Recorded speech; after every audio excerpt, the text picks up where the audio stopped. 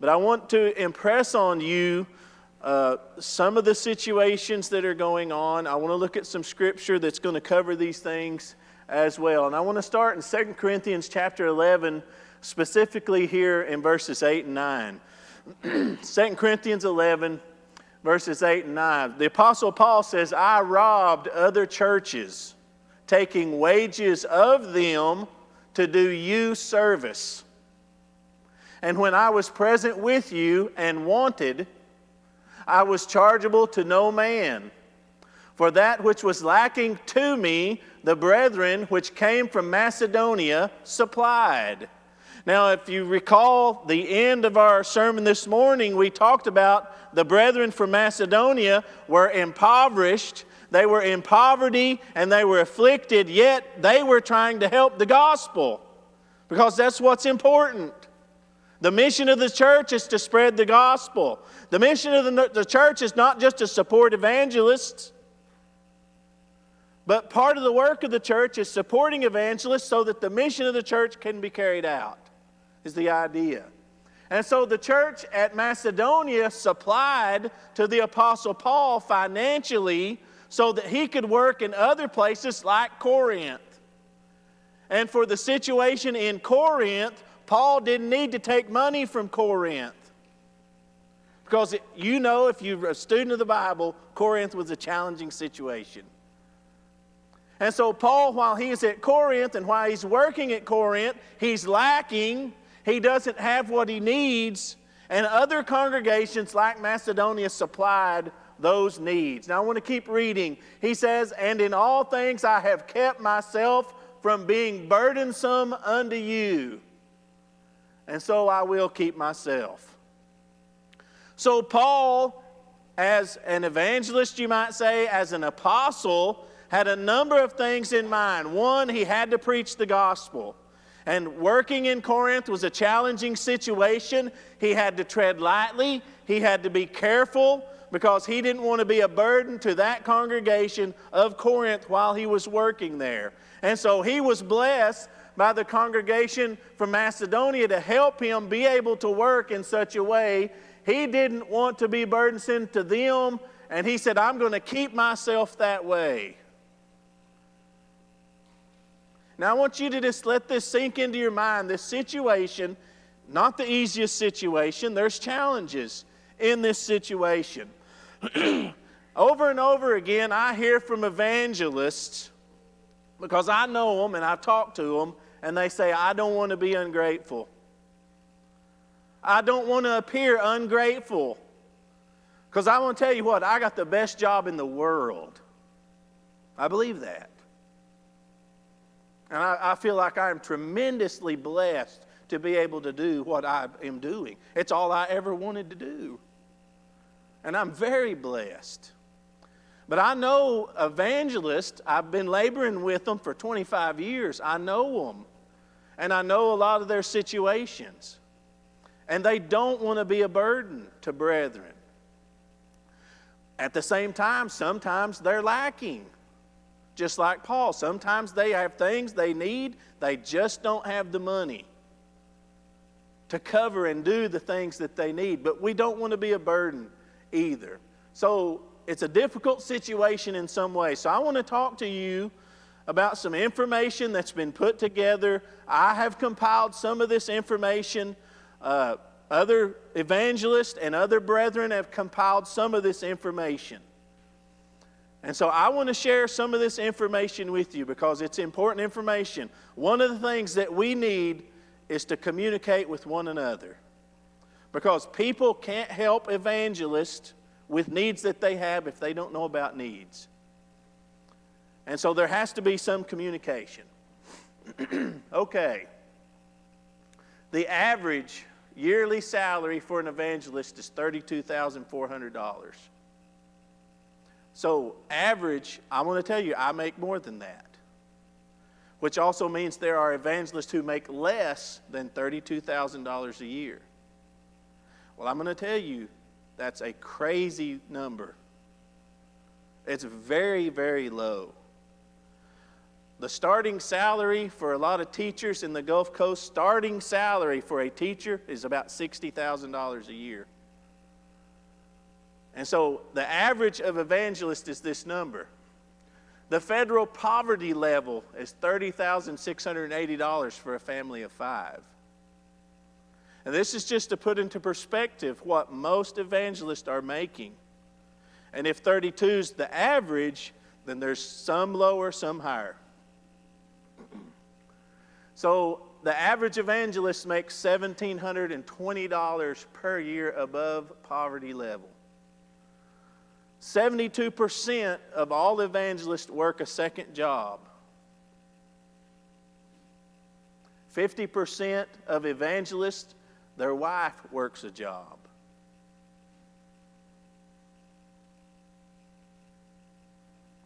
Only 2 out of 32 evangelists have no second job, their wife doesn't work a job, and they don't receive retirement income. So I'm here to tell you today, 2 evangelists are fully and completely supported by the church out of 32. All the rest of the evangelists are supported by their wife or they work another job. All right, now don't get me wrong, I'm not complaining about that. This is just information that I want you to have. 37.5% of evangelists are on Social Security. 16% of evangelists receive retirement income. However, all that retirement income is from sources other than evangelism. Okay. The average salary in Texas is $56,536, and $1,720 a year above poverty level is about $4.75 a day above poverty level. That's just information. Here's some more information. The average evangelist drives 31,000 miles a year in a vehicle. So a few questions was asked. These were asked of evangelists. Have you ever used your own money to fund a work the church calls you to do? 100% said yes. In order to make ends meet, have you paid monthly bills with a credit card? 79% said yes.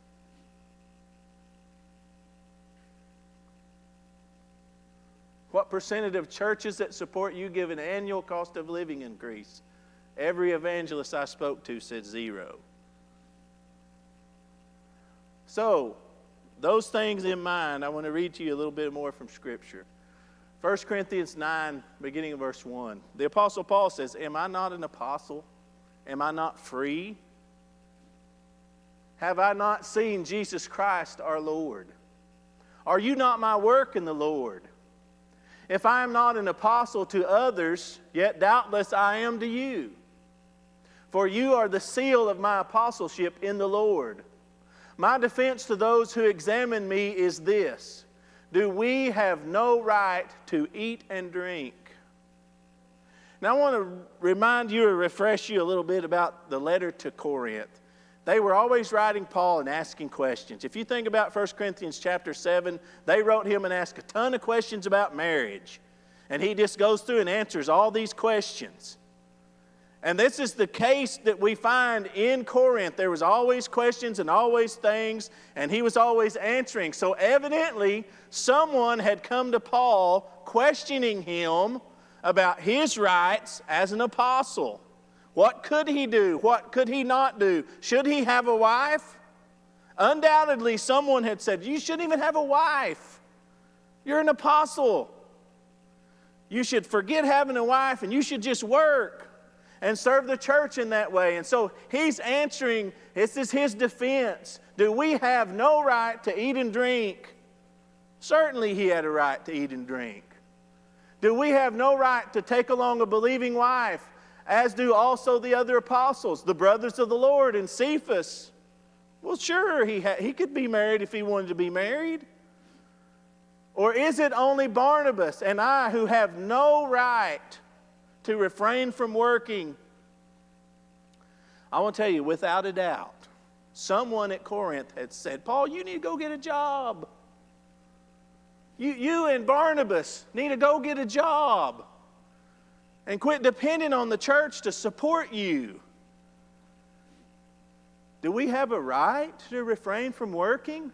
Whoever goes to war at his own expense, who plants a vineyard and does not eat of its fruit, who tends a flock and does not drink of the milk of the flock. Oh, I hit the wrong button. Thought he'd quit on me. It scares me every time. Do I say these things as a mere man?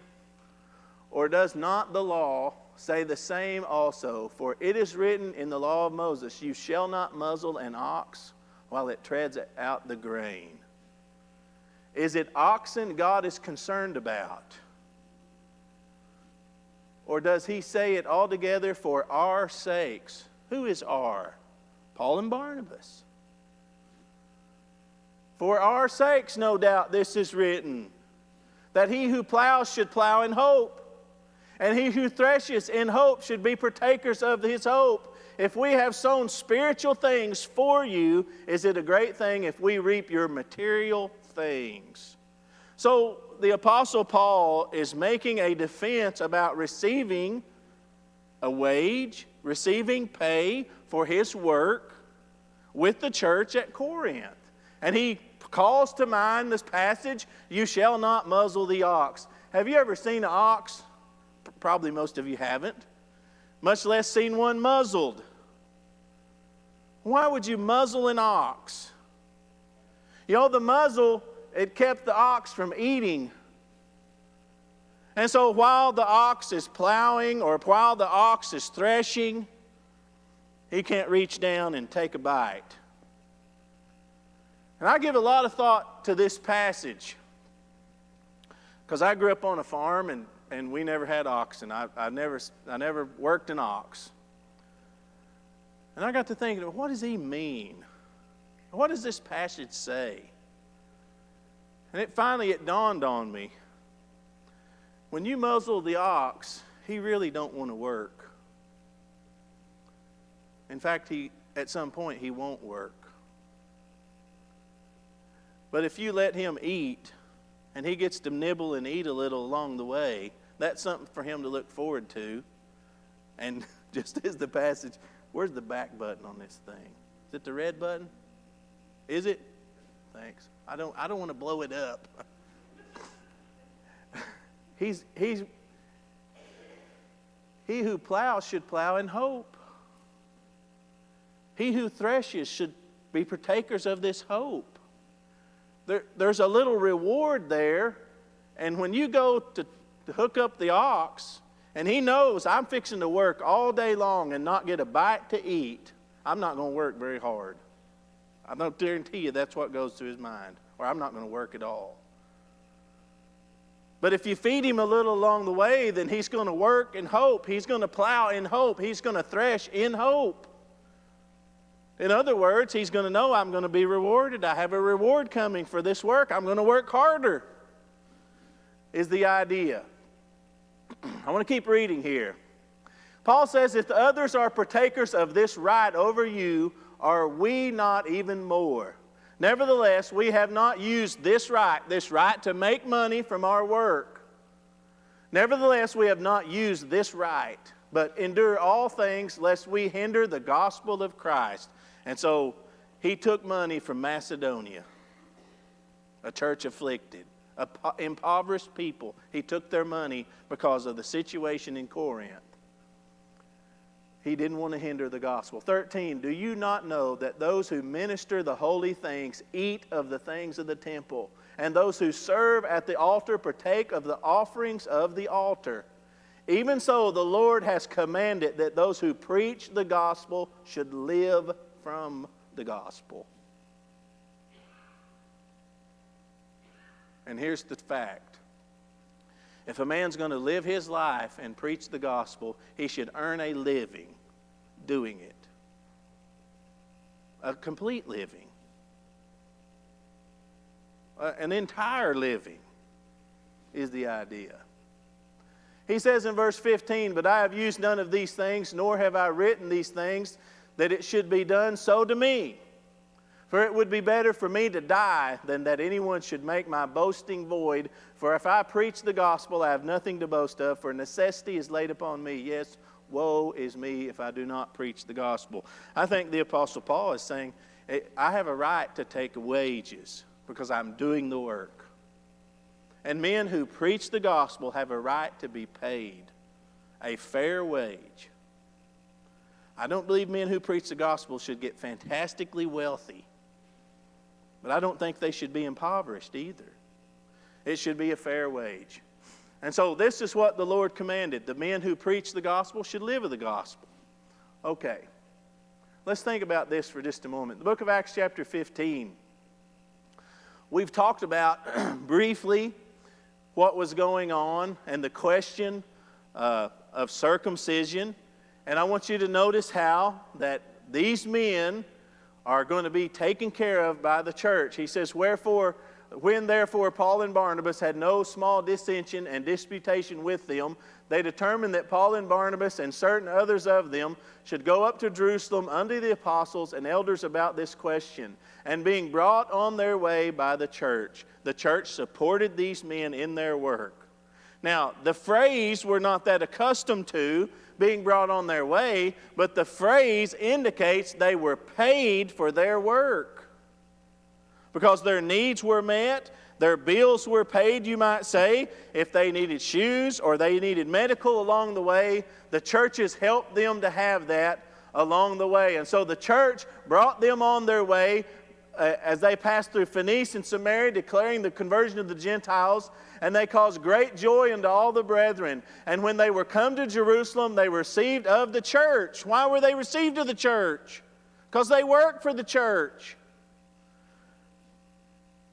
And they, of the elders and apostles, they declared to them all things that God had done with them. And so those men who were working the gospel were being supported by the church. Romans 15:24, whensoever I take my journey into Spain, I will come to you, for I trust to see you in my journey, and to be brought on my way thitherward by you. In this occasion, the church at Rome, the Apostle Paul is saying, I expect you to support me in my work as I journey. And so he writes a letter to the church to prepare them that he's going to come along, and his expectation is that the church there is going to cover his expenses. They're going to pay his wages. They're going to help him to live and work along the way. That's Romans 15. 1 Corinthians 16, verses 5 and 6, he says, now I will come unto you when I shall pass through Macedonia, for I do pass through Macedonia, and that it may be that I will abide, yea, and winter with you, and that ye may bring me on my journey whithersoever I go. And so at this point in Paul's work, he expected the church at Corinth to help him and support him. And the phraseology once again is to be brought on the way, or to be brought on the journey, instead of what we might say, to cover my expenses. Now, this is the idea behind the passage. Titus 3:13. Bring Zenas the lawyer and Apollos on their journey diligently. And the meaning is to cover their expenses, to pay their way so that they can get there, that nothing be wanting unto them. Philippians 4:14, notwithstanding ye have well done, that ye did communicate with my affliction. This word communicate means to cover the expenses. Now ye Philippians know also that in the beginning of the gospel, when I departed from Macedonia, no church communicated with me as concerning giving and receiving, but ye only. For even in Thessalonica ye sent once, and again unto my necessity. The churches were supporting his work, you see. Not because I desired a gift, but I desired fruit that may abound to your account. But I have all and abound. I am full, and have received of Epaphroditus the things which were sent from you, an odor of a sweet smell, a sacrifice acceptable, well-pleasing to God. And so what we find is a pattern within the New Testament of the apostles and evangelists doing their work, and the church is paying them for the work that they did. And those phrases are not, they paid him or wrote him a check. Those phrases are, they were brought on their way. That's the phrase that we find. And so I want to give you a little bit of more information on evangelist. The question is asked, do you, the evangelist, verbally contact all congregations that support you regularly? And the evangelist's response was 61% said no. And 39% said yes. So 61% of evangelists say no, they don't contact and communicate regularly with churches that support them. Do congregations that support you verbally contact you about your support regularly? 66% of evangelists said no, and 34% yes. So what I'm trying to show you is we have a communication issue. Evangelists don't like to talk about their money.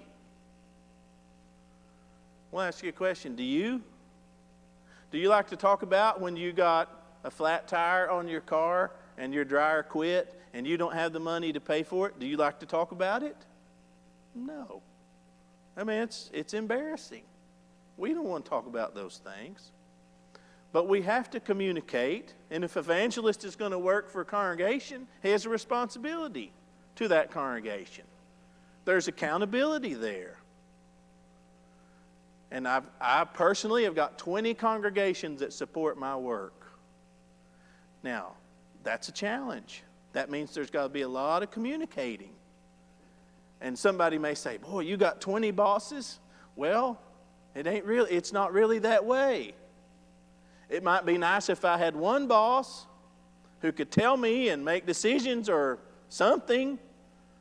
But communication's a challenge. And every evangelist has multiple congregations that support him.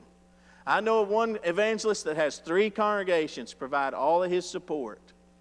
I think most all other evangelists have many more supporters than that. Okay? And so communicating with one another and talking is something that we need to work on and we need to improve. And so I would encourage you as a member of the church to communicate with evangelists and say, how are you doing? And he's probably going to lie to you and say, oh, I'm doing great. And then say, no, I really want to know how you really are. Encourage your elders to go talk with evangelists and communicate with evangelists. Okay? Because I'm going to tell you something. If 75% of evangelists are working a second job and half of evangelists' wife are working a job, they're not getting enough pay.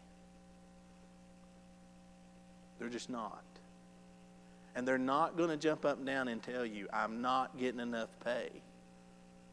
But I'm going to tell you, it's hard to travel and be on the road and incur the expenses of being on the road and holding gospel meetings and doing Bible studies and all the things that go with it on $32,000. It's impossible. You know who the biggest supporter I have is? My wife. Supports my work financially more than anyone else, more than any congregation. Well, she's dedicated to my work. Well, all these other evangelists' wives are the same way. They support their work. And so ultimately what we have is evangelists making money and then working a second job and then their wife working a job so that they can do the work of the gospel. But I want to tell you, I think we'd be better off as a brotherhood, as churches, if we had more evangelists who truly were full-time.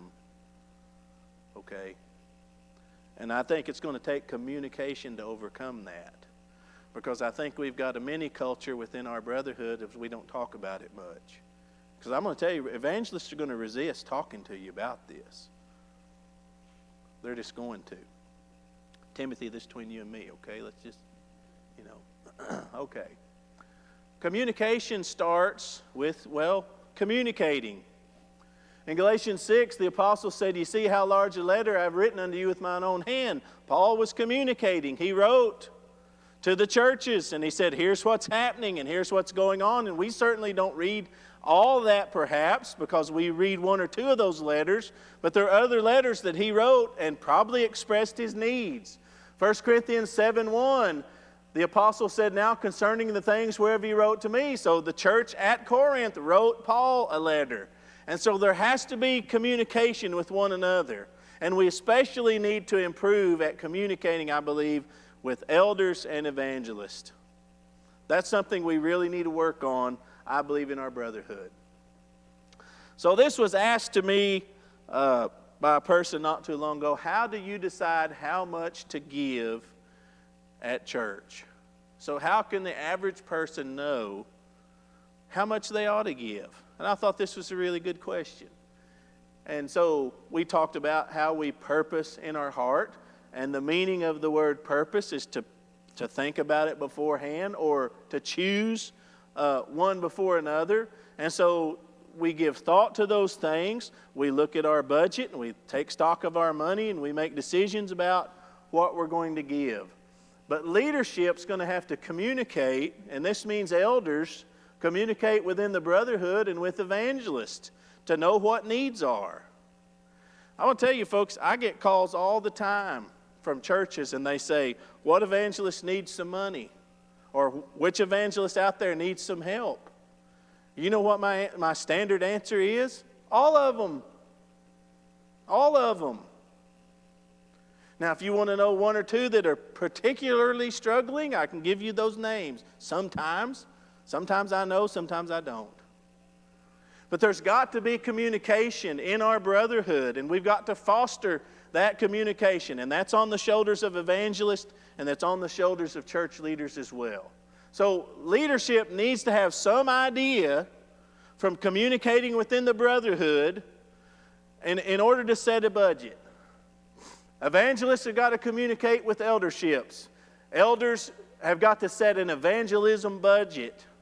And this is something I've been trying to encourage every congregation to do. Set an evangelism budget and try to stick with that budget. Elders should communicate the evangelism budget to the congregation and say, here's what we're going to try to do. We need to try to have this much money. And then elders need to update that evangelism budget every year. And I think a 3% increase every year would be fair. That's kind of a standard thing in the world. So to answer a question of how do we decide how much to give, I think you need to talk to your elders and say, do we have an evangelism budget? Are we meeting that budget? How much would you like to increase this budget? And there just needs to be communication. That's how those things are going to be decided. And the way you can decide how much you need to give may have to do with the budget that you have in your own congregation. You may have a building note. There may be other things you're trying to do. You probably support some foreign works, so there's probably money from a budget that goes there. But there needs to be an evangelism budget, and there needs to be some communication about those things. I know a congregation that's increased their contribution 117% in 10 years. You want to know how that was done? Communication. Because when our brethren see a need, they typically meet that need. I say we've got the best people. Our brotherhood has the best people. And when there's a need and our brethren know about it, they meet that need. They've never failed to meet those needs. And so a congregation can increase what they give if they know about that. And I think we have a situation that's come along through a series of years, through a culture where we don't talk about it much, that we've got a whole lot of evangelists that are just not making what they need to make. And I think that's going to affect the church in a negative way. Elders have got to communicate the needs to the congregation. You sow sparingly, you reap sparingly. You sow bountifully, you reap bountifully. A church leader said to me not long ago, you need to teach the younger evangelists to not be entangled in the affairs of this life. I'll tell you, when an elder comes to me and says something like that, I tend to listen. And I said, okay, I said, what passage are you talking about? 2 Timothy 2:4. No man that warreth entangleth himself with the affairs of this life, that it may please him who hath chosen him to be a soldier. And I said, well, I'm going to ask you a question. I said, I'm on the school board.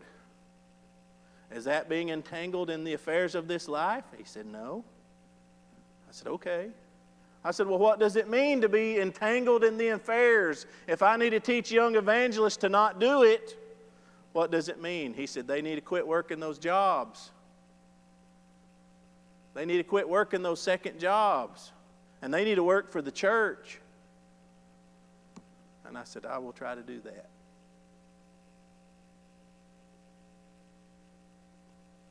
And I will. Because I'm not going to tell a leader he can go fly a kite. I'm not going to tell an elder that. I'm going to treat him as a father.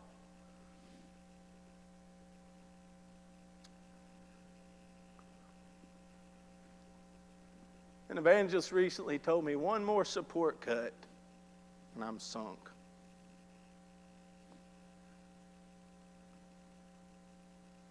He said, the burden's really heavy on my wife. He said, every month we barely pay our bills. And he said, that's hard. He said, I've not received a raise in 13 years. He said, my wife is supporting me to do church work. She was working the job.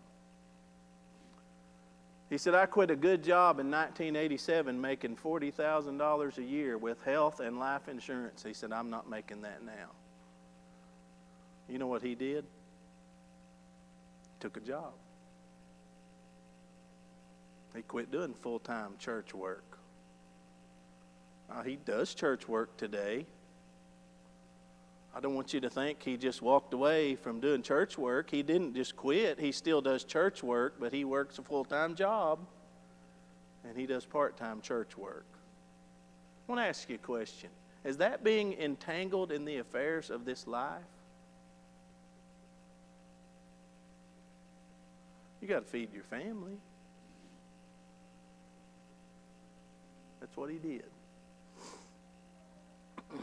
Each year, men who were working full-time as evangelists are now working a job full-time and evangelism part-time. I will tell you, I can count up 7 or 8 in the last 7 or 8 years. We've had a couple just quit altogether. And I want to tell you, we're going the wrong direction. This is not going the way we need it to go. We're at a period in life we need more evangelists, not less.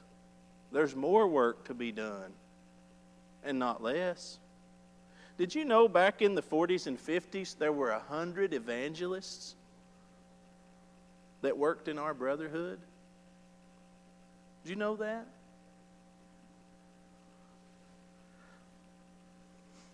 Did you know by 1960 we had 2?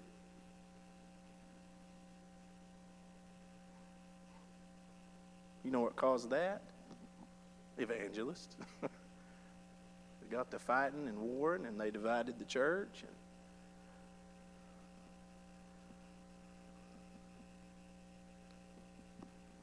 I tell you, we need more than 32. We do. What would be best for the church?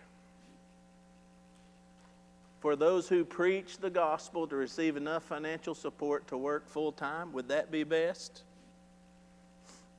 Would the church be better off if the 32 evangelists we have could work full-time? Certainly. I think almost certainly. We've got about 30 part-time evangelists.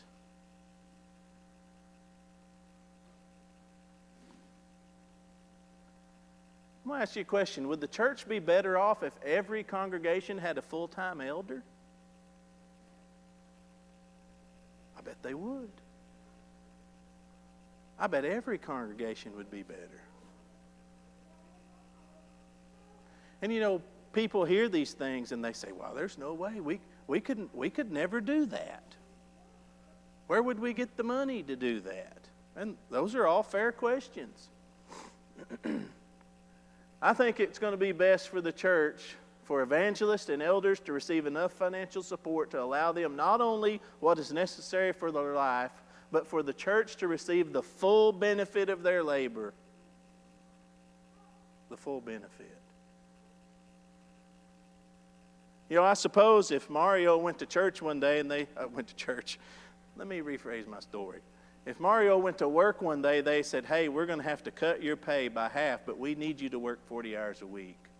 He's probably going to go, see you later. I will go find some other line of work. But I'll tell you what, you muzzle the ox. He'll quit working. More work from a truly full-time evangelist, more work from an evangelist and his wife, more work from a full-time elder. That's what the church needs. And people say, well, we can't do monthly support. We'll send 500. We can send 500. People called me. I'll tell you what sent me over the edge, okay? Ian Jones had a heart attack. Got COVID, had a heart attack. My phone starts ringing. What does Ian need? Does he need help? We want to help pay his medical bills. Yeah, he needs help. Well, how much does he need? I don't know. He had a heart attack 2 hours ago. Don't know. My phone kept ringing.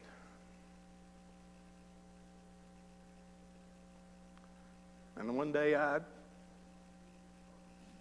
snapped. Elder called me. He said, what does Ian need? I said, he needs more support, full-time support. He needs enough support so he can buy health insurance, you see. He needs enough support that he can pay for a car and pay for health insurance and not have to choose one or the other. That's what he needs.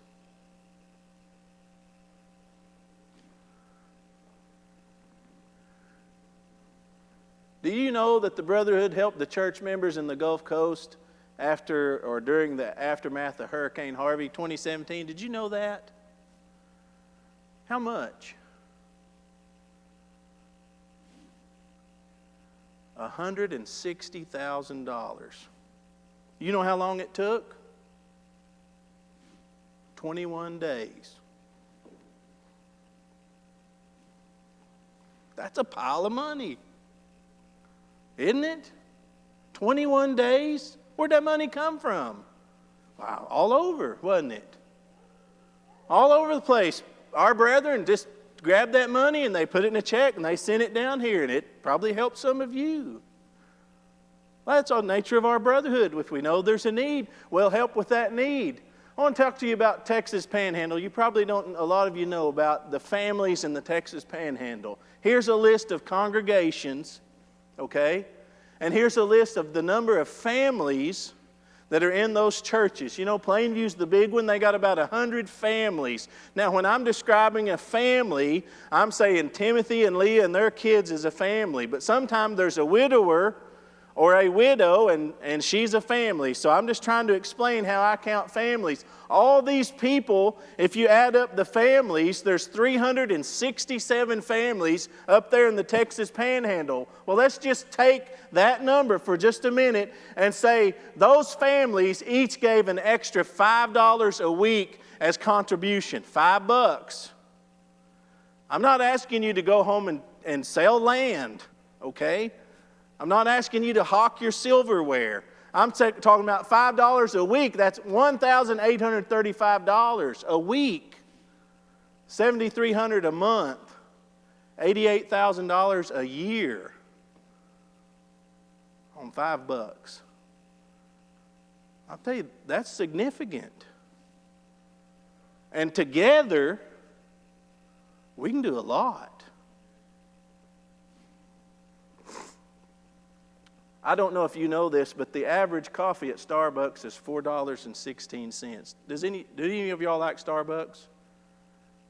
I'll tell you how I know this. I averaged every item on their menu because I wanted to know the average. $4.16. A McDonald's quarter pounder with cheese is $5.79. $5 is nothing. We blow $5. I'm telling you, I'm guilty. My family, we blow $5 on Cokes and candy bars. It's easy. We can come up with $5 per family and not wreck everyone's budget. Now, if you can't come up with $5 a week, don't worry about it. Don't worry about that. 367 families, and I'll tell you what the average is, 36 families about per congregation. 36 families per congregation. Now, I want you to think with me. Texas, Oklahoma, and Arkansas, there's 105 congregations. Let's say they average 36 families. That's 3,780 families in 3 states. What if they gave $10 more a week or 2 coffees? $37,000. Per month, $151,000. Per year, $1.8 million a year. We have the money. Brethren, we have the money. I'm not asking you to sell your land. I'm not asking, what we're talking about is hardly anything. $5 per week. This don't even cover other states. The whole brotherhood. We could probably do $2.5 or $3 million a year on $10 a week. Now somebody says, well, our churches don't average 36 families. Maybe that's so, maybe fair, I don't know. What if we had 20 families? At $10, it still gets you $1 million a year. That's a lot of money. And that money could be used to do anything we want it to do. It can buy you a coffee. Or it can make a difference in the church. It can make a difference in a guy having health insurance and not. It can make a difference in having more evangelists or less. And that's what I want to communicate to you today. I know a congregation really well. In 2020, they gave $48,000 in monthly support, and they gave $60,000 in total evangelism support, and they got 36 families. I don't know how many families you have here. I suppose it's more than 36. I don't know. I'll tell you, that's pretty significant level of support. I think that's very impressive. 36 families at $60,000 a year. That's about $1,600 per family. $1,600 per 52 Sunday is $32 per Sunday. That's not a lot of money. Any way you look at it, that's not a lot. It's some money. If they gave an extra $10, it'd be $18,000 more. 2 cups of coffee. I'm going to tell you, this congregation right here could increase your evangelism support $20,000 a year for the price of 2 cups of coffee per family per week. And that's quite a bit of money. That's a lot of money. Proverbs 3 verse 27, withhold not good from them to whom it is due, when it is in the power of thine hand to do it. And some of these things are in our hand to do. Some things we have to do is very simple. Communicate. We need to communicate with one another. We need elders to communicate with evangelists. But we need to communicate with one another about these things. We need to sit down and purpose and plan our money and use our money for the good of the kingdom, because money matters. All these things we've talked about today are tools to spread the gospel. That's what they are. And that's ultimately the mission of the church. I'm going to ask you to get out a songbook this afternoon. I appreciate your kind attention. It's not the easiest subject. I had a certain amount of anxiety when I put these sermons together. I was asked to do that, not by this congregation. But another congregation, another set of elders asked me to do that. And I just want to encourage you. You're a wonderful congregation. I appreciate the support that you give. But also, I love the work of the church. I love the evangelist. And it grieves me to know a lot of them are struggling. And you may look at them and think they're doing quite well. Some of them are. But some of them are not. And it's going to be hard. It's going to be a challenge for them to tell you, I'm just not doing good. But the proof is in the numbers. When we've got evangelists that are taking other jobs and they're not doing full-time work, they're doing part-time work, things are going the wrong direction. And so I want to encourage you in this. Thank you for your attention. We have an invitation, another opportunity. One decision that you make can change your life.